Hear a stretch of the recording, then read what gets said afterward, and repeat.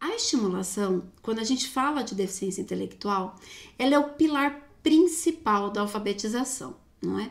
Então, quando a gente se propôs a discutir aqui os desafios da alfabetização, um dos desafios, não é? É pensar nas questões de estimulação. Então, quando esse indivíduo, ele tem um bom diagnóstico, né? Ele tem as terapias de apoio, ele tem um ambiente estimulador, não é? E ele tem a oportunidade, né? Ele tem as oportunidades dentro de uma educação inclusiva, né? Que são muito estimulantes e tem um contexto muito estimulador, ele vai desenvolver todos os seus potenciais. E quando a gente fala em potencial, a gente não pode lá, quando a criança é pequena, já fazer um prognóstico, por exemplo, dizendo, esse vai ou não atingir o nível de alfabetização. Em educação, quando a gente trata na questão da individualidade, né, vamos dizer assim, do sujeito, a gente não pode simplesmente trazer uma média, trazer uma forma de homogeneização. O ser humano é tão diverso que toda vez que a gente tenta fazer um prognóstico, normalmente a gente não consegue estabelecer, certo? Então, é importante que a gente olhe esse indivíduo, faça todo um investimento, né, na questão da estimulação, e essa estimulação não é precoce, é uma estimulação essencial para que ele possa, né, conforme o desenvolvimento vai acontecendo, ele vá atingindo o seu potencial máximo. E esse é o nosso objetivo como educadores, para todos os indivíduos e para os estudantes com deficiência intelectual também, tá bom? Então vamos falar um pouquinho dos estudantes com deficiência intelectual. Por que a gente trouxe essa temática? Porque, vamos dizer assim, fazer um foco nessa questão do estudante. Cada estudante tem o seu estilo de aprendizagem, não é mesmo? Se a gente for analisar a nossa forma de estudar, e apesar que está mudando muito, né? Porque muitas pessoas no início tiveram muita dificuldade com essa modalidade de ensino remoto. Nós ainda estamos nos adaptando, não é? A gente ainda tem a necessidade ainda desse contato mais próximo. Algumas pessoas têm mais facilidade em absorver conteúdos em videoaula, outras pessoas têm mais dificuldade, não é mesmo? Cada um tem o seu estilo. Então, quando eu falo de estilos de aprendizagem, não é? Imagina que você, de repente, para estudar, quando você vai adquirir um novo conhecimento, você precisa de estímulos visuais. Então, para você, vamos supor, se você é um aprendiz visual, mapas mentais, figuras, imagens, sabe quando você faz um fluxograma, quando você faz um infográfico, essas questões visuais auxiliam muito na sua compreensão. Elas servem de apoio, por exemplo, a uma aula expositiva. Pessoas que são aprendizes visuais, vamos dizer assim, que aprendem muito vendo, elas tendem a procurar informações que auxiliam, né, principalmente que traga essa questão gráfica, uma organização gráfica. Então, quando elas pegam, por exemplo, lousas muito confusas ou registros muito desorganizados, elas muitas vezes se sentem um pouco desgastadas na questão da aprendizagem. Então, olha que bacana. Você vai observar no seu estilo de aprender, fala, olha, então, para eu realmente conseguir trazer essa aprendizagem, eu gosto de visualmente organizar esse conteúdo por cores. Eu gosto, né, de fazer uma marcação, eu tô lendo um livro e eu preciso fazer ali um destaque, porque eu tenho essa necessidade visual, por exemplo. Isso é bem interessante. Há outros estilos de aprendizagem que são pessoas que aprendem muito ouvindo.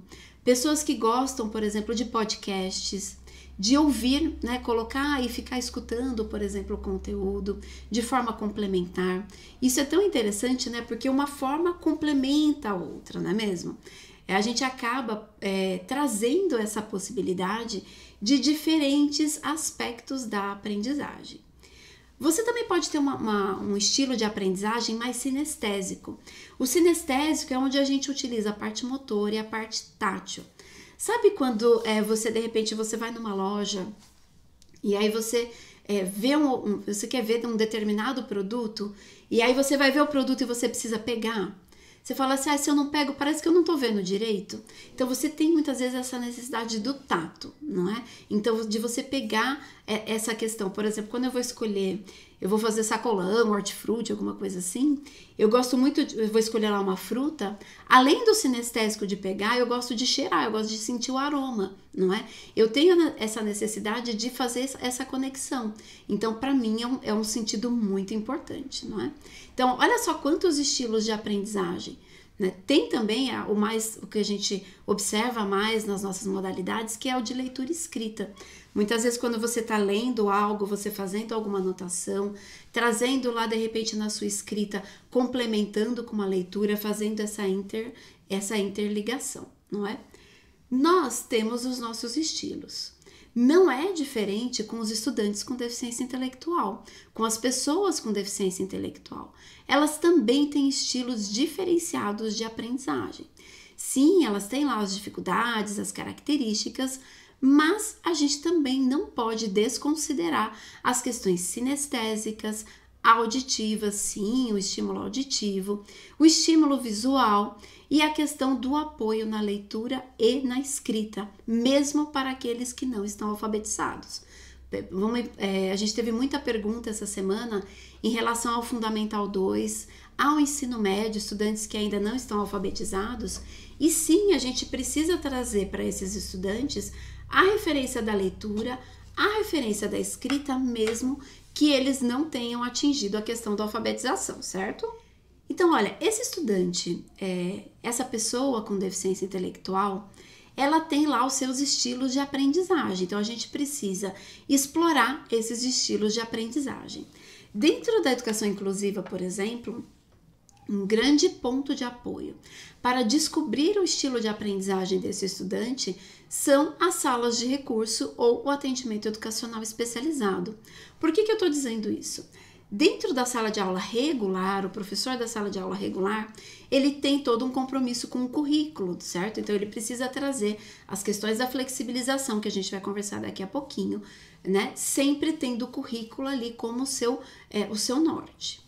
Na sala de recurso, no contraturno, o professor ele precisa trabalhar o recurso. E a gente consegue ver o recurso, por exemplo, no estudante com cegueira, com baixa visão. Então, tem o braille, tem ampliação. O estudante com deficiência auditiva, com surdez, tem a Libras, por exemplo. O estudante com deficiência física, que tem lá um material adaptado. Ok. Para os estudantes com deficiência intelectual, qual é o recurso, por exemplo? O que é recurso? O que eu considero como recurso? Muito além só do material concreto, não é? Descobrir o estilo de aprendizagem, estimular diferentes estilos de aprendizagem é sim também uma habilidade bem importante para a gente desenvolver na sala de recursos, com jogos, com atividades diversificadas, com materiais diversificados.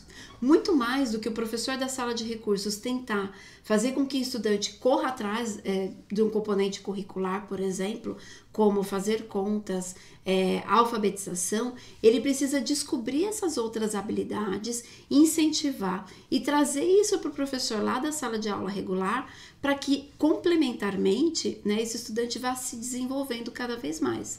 Olha que bacana, olha que desafio legal, não é mesmo? Então, a gente vê a importância dos dois professores, ou de repente tem mais professores envolvidos nesse processo, né? E cada um com seu papel, sem haver um choque, vamos dizer, de um assumir o papel do outro. Isso é muito importante, porque sim, o professor da sala de recursos tem um papel bem destacado, assim como o professor da sala de aula regular também tem um papel destacado nesse processo, tá bom? Então, olha, descobrir é fundamental, porque a gente vai estimular esse modo de aprender, né, e explorar os outros que ele ainda está desenvolvendo. Deixa eu ver se vai dar certo mudar aqui. Ah, deu certo. Bom, nós conversamos, né, lá no comecinho, falando das características da deficiência intelectual. Uma das dúvidas bem interessantes que apareceu durante o evento foi essa questão da inteligência, do desenvolvimento cognitivo. Eu estou falando aqui de estilos de aprendizagem e um dos mitos, né, uma das hipóteses que a gente tinha anteriormente é que as pessoas com deficiência intelectual, elas teriam uma capacidade inferior de aprender, certo? Então, a gente precisa fazer uma distinção entre a capacidade de aprender, não é? E os prejuízos cognitivos, não é? Quando eu tenho uma questão do neurodesenvolvimento, Lembra? A gente falou isso lá na aula 1, que a deficiência intelectual, ela é um transtorno ali do neurodesenvolvimento, certo? Ela vai afetar desde lá do início do desenvolvimento desse indivíduo.